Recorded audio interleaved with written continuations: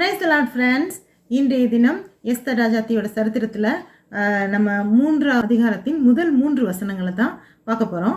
இந்த 3 வசனத்தில் என்ன குறிப்பிடப்பட்டிருக்கு அப்படின்னா, இதுக்கு முன்னாடி நம்ம ராஜாவை கொல்ல ட்ரை பண்ணாங்க. அவங்கள இது தூக்கு மரத்தில் போட்டாங்க. இந்த விஷயம்லாம் நடந்ததுக்கு அப்புறமா ராஜா இப்போ நம்முடைய என்ன பண்ணுறது, அகாஸ்வேரு ராஜா என்ன செய்கிறாரு, இது அம்மே தாத்தா அவங்களுடைய மகன் ஆகாகியன் அப்படி சொல்லியிருக்காங்க. ஆகாகியன் ஆகிய ஆமான் அப்படின்னு ஒருத்தன் இருக்கான். அவன் ஒரு மோசமான கேரக்டர் தான். ஆனால் ராஜாவுக்கு அது தெரியல. அவனை ரொம்ப பிடிச்சிருச்சு அவருக்கு.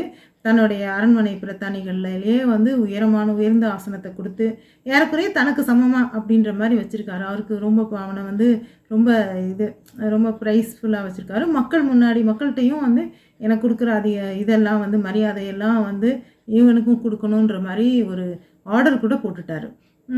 அது அரண்மனை முற்றத்தில் நம்ம எப்பயும் போல் நம்ம மொர்தெகாய் இருக்கிறாரு.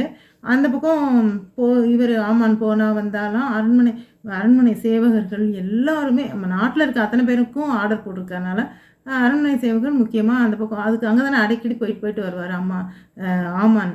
அதனால் அவர் போகிறப்ப வரப்பெல்லாம் எந்திரிச்சு நின்று அவருக்கு மரியாதை பண்ணி அவரை புகழ்ந்து அவரை வணங்கி நமஸ்கரித்து எல்லாம் பண்ணிகிட்ருக்காங்க. அங்கே இருந்த ஊழியர்கள் எல்லாம், அரண்மனை ஊழியர்கள் சேவகர்கள் எல்லாம் பண்ணிகிட்டே இருக்காங்க. அது ஆமானுக்கு யாருக்குமே பிடிக்கும்ல. ஆமானுக்கு ஒரு பெரிய பெருமை, நான் ராஜாவோட இது அப்படின்ட்டு கெத்தா அப்படி திரிஞ்சிட்ருக்காரு. ஆனால் மொர்தெகாய் மட்டும் மற்ற சேவகர்கள்லாம் பண்ண மாதிரி பண்ணாமல், அவர் வரும்போது எந்திரிச்சு நிற்காமல், அவர் நமஸ்கரிக்காமல் அவர் அப்படி இருக்கிறாரு. இருக்கிறது ஆமானுக்கு பெரிய கொஞ்சம் கோபமாக தான் இருக்குது. அது இந்த 3வது வசனத்தில் என்ன சொல்லியிருக்காங்கன்னா, அங்கே உள்ள சேவகர்களே கேட்குறாங்க மொர்தெகாய்கிட்ட, என்ன ராஜா சொன்னால் நீ கேட்க மாட்டியா? இவருக்கு மரியாதை செய்யணும், இவரை வந்தால் நமஸ்கரிக்கணும் அப்படின்றதெல்லாம் உனக்கு தெரியாதா? இது அரசு கட்டளையே மீறுவியா நீ?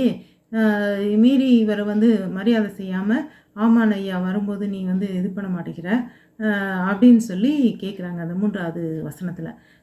இது சரியா அப்படின்றத நீங்கள் தான் உங்கள் பைபிளை எடுத்து வாசித்து செக் பண்ணி உங்களுடைய கமெண்ட்டை என்கிட்ட ஷேர் பண்ணணும். அல்லேலூயா.